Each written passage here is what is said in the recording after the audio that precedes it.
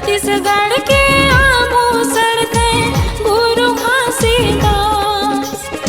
छत्तीसगढ़ के आभूषण थे गुरु घासीदास। तोर ज्ञान के अजोर अमर भाग जागिना। सतनाम के अजोर अमर भाग जागिना। छत्तीसगढ़ के आभूषण थे गुरु घासीदास। छत्तीसगढ़ के आभूषण थे गुरु घासीदास। तोर ज्ञान के अजोर अमर भाग जागिना। सतनाम के अजोर अमर भाग जागिना।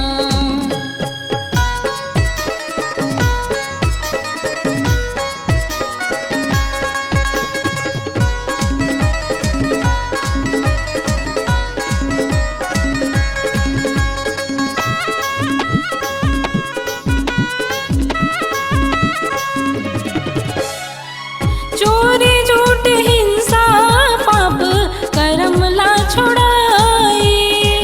पशु पक्षी सब प्राणी बर दया भाव सिखाए।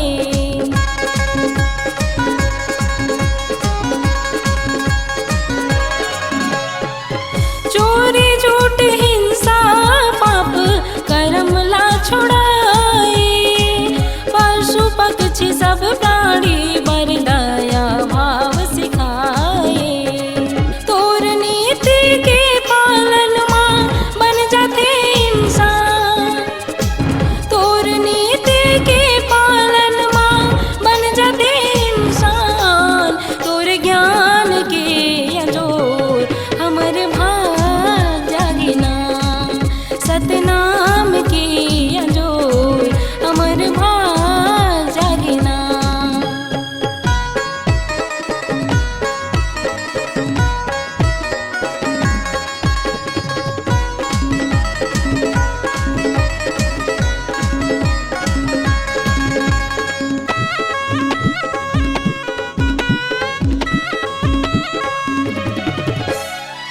तोरे राह चल के बनते बड़े बड़े ज्ञानी।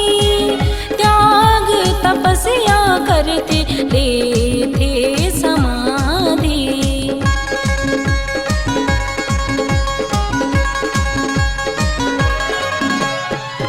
तोरे राह चल के बनते बड़े बड़े ज्ञानी। त्याग तपस्या करते लेते समाधि। सादा जीवन सत के चिन्ह तोर जेत खां। सादा जीवन सत के चिन्ह तोर जेत खां। तोर ज्ञान के अजोर अमर भाग जागिना। सतनाम के अजोर अमर भाग जागिना।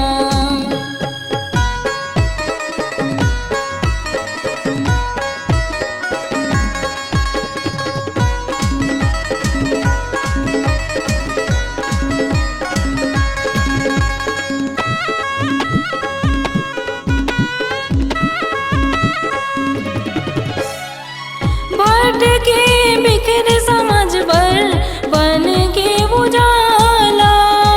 सतनाम गुंज गे बाबा अमर रखवाला।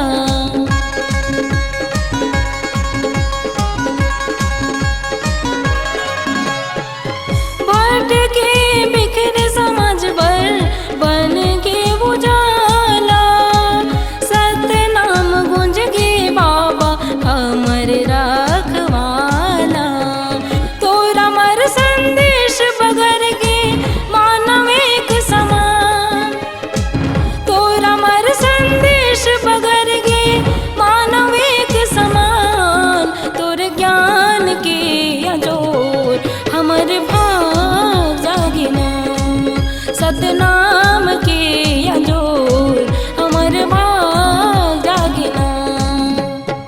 छत्तीसगढ़ के आभूषण थे गुरु घासीदास। छत्तीसगढ़ के